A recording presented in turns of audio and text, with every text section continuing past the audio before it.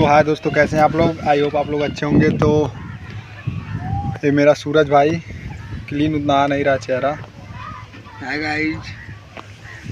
तो कैसे हैं आप लोग। इधर का तो मौसम बहुत सुहाना है।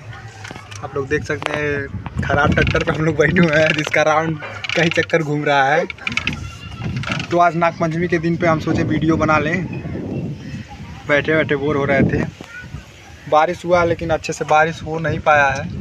बस ज़िंदगी टेंशन में कट रही है और मज़े में भी कट रही है। बस समझ में नहीं आ रहा क्या करें।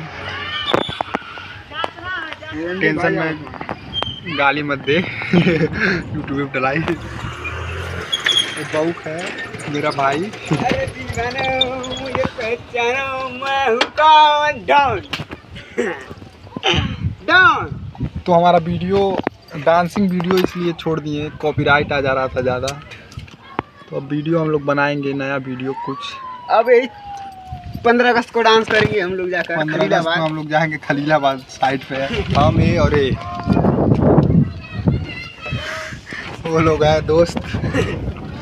आ नहीं रहा है सही से। आईफोन ले रहा हूँ।